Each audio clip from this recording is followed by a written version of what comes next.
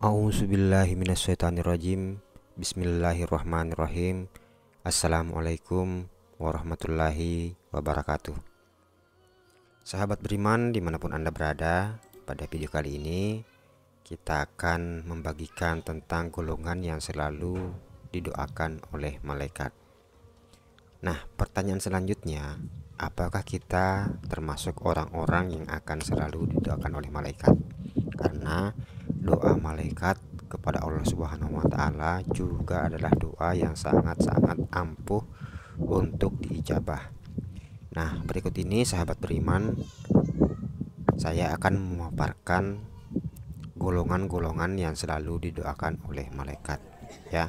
Semoga Anda termasuk salah satunya. Jadi untuk golongan yang pertama yaitu orang yang tidur malam dalam keadaan bersuci.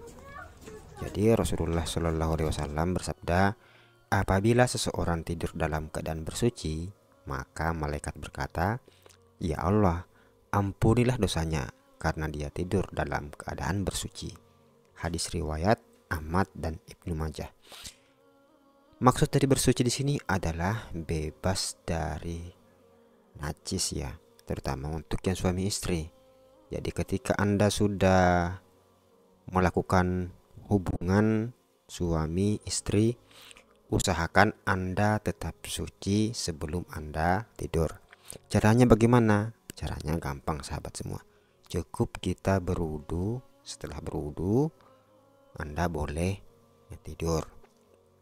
Nah, kenapa tidak mandi, Pak? Ya, biasanya kan banyak pertanyaan yang muncul, kenapa tidak mandi? Jadi ketika Anda bersuci pada malam hari karena berhubungan dengan istri, itu cukup kita berwudu saja.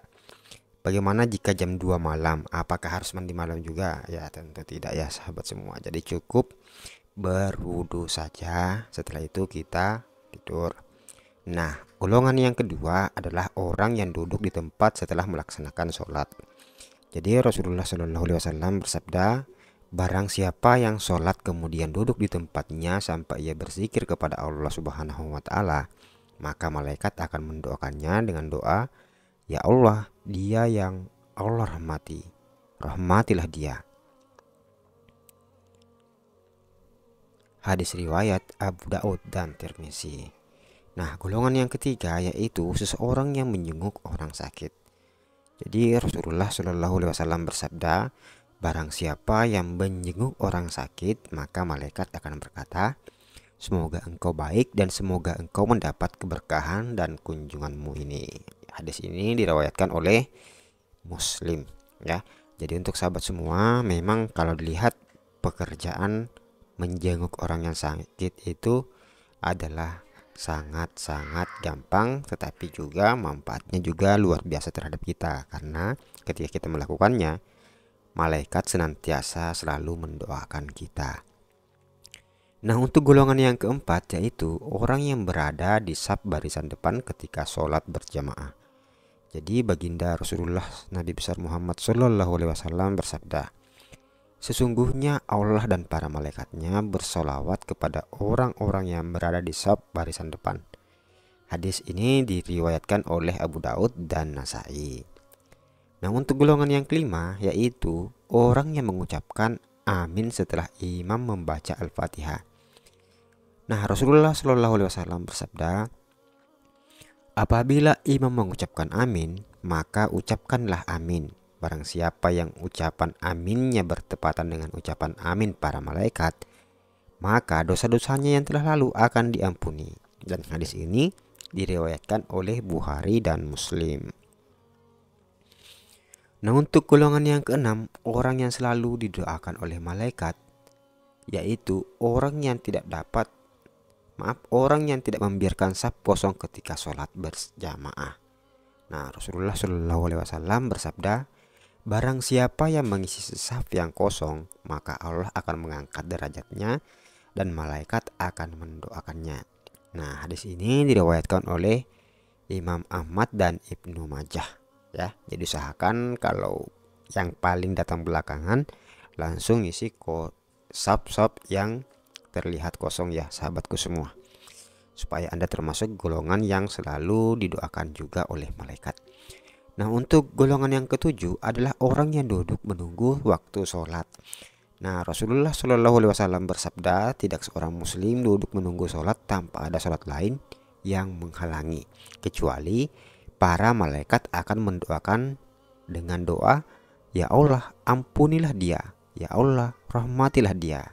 Nah, hadis ini diriwayatkan oleh Bukhari dan Muslim. Jadi ketika misalkan sholat Jumat, nah ini kan pada saat khatib membaca khutbah, biasanya sekarang ya kebanyakan dari kita atau masyarakat sekarang itu malah asik nongkrong di luar masjid, cerita atau ngobrol gosip ya di luar masjid sambil menunggu datangnya sholat Jumat, padahal khatib sudah membaca khutbah. Nah, hal yang seharusnya kita lakukan adalah ketika sampai di masjid itu langsung masuk duduk di masjid sambil menunggu sholat ya.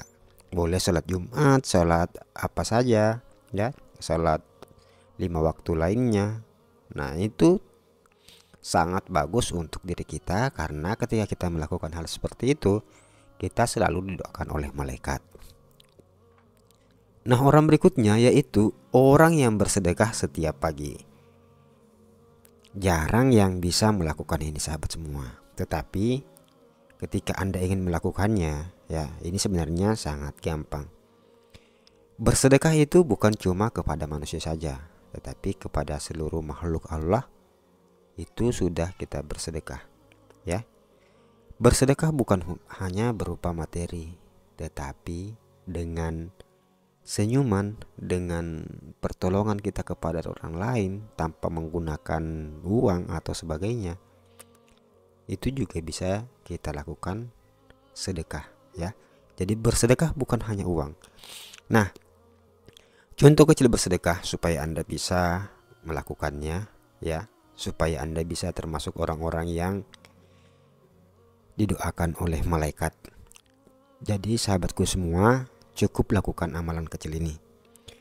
Jadi setiap selesai sholat subuh ya, gampang saja. Jika Anda punya gula pasir atau gula merah, cukup taruh di depan pintu ya. Sebanyak sedikit pun ya, cukup taruh di depan pintu atau di tempat-tempat lain. Kenapa? Supaya semut-semut itu bisa mendapatkan makanan juga dari gula itu ya. Itu sudah salah satu termasuk sedekah yang sangat mudah. Bahkan saya ingin memberikan sedikit kisah. Ada seorang penjual gula merah, mungkin ini sudah sering Anda dengar. Itu sedekahnya tiap hari menggunakan gula merah kepada semut hitam. Dia berikan sedikit, sengaja selalu memberikan sedikit gulanya. Kebetulan kan dia menjual di pasar, dia berikan sedikit gulanya di tempat-tempat samping jualannya tuh, terus semutnya berkerumun dan langsung dimakan itu sampai gula merahnya habis. Nah, lama kelamaan karena kebiasaannya ini selama sudah hampir 10 tahun, dia bisa naik tanah suci ke Mekah.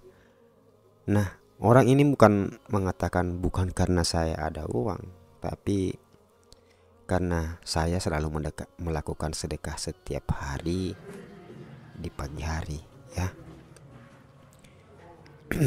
Nah, untuk yang kesembilan yaitu orang yang menuntut ilmu dan duduk di majelis ilmu. Nah, Rasulullah Shallallahu Alaihi Wasallam bersabda, barang siapa yang menempuh jalan untuk mencari ilmu, maka Allah akan memudahkan baginya jalan menuju surga ya. Sesungguhnya para malaikat meletakkan sayap-sayapnya untuk orang yang menuntut ilmu karena ridho dengan apa yang ia lakukan. Sesungguhnya orang yang berilmu akan dimintakan ampun oleh semua makhluk di langit dan di bumi, bahkan ikan-ikan di lautan. Hadis ini diriwayatkan oleh Tirmizi dan Ibnu Majah. Nah, untuk golongan yang ke-10 yaitu orang yang selalu berselawat kepada baginda Nabi besar Muhammad Shallallahu Alaihi Wasallam, terus orang yang selalu berwudu dengan sempurna, juga orang yang berpuasa di bulan Ramadan. Jadi semuanya itu adalah golongan orang-orang yang selalu didoakan oleh malaikat. Jadi sahabat beriman, dari sekian banyak golongan yang selalu didoakan oleh malaikat, semoga kita termasuk salah satunya. Amin amin ya rabbal alamin. Demikianlah video singkat dari channel Amalan dan Zikir. Jangan lupa subscribe dan share. Terima kasih sudah menonton. Wassalamualaikum warahmatullahi wabarakatuh.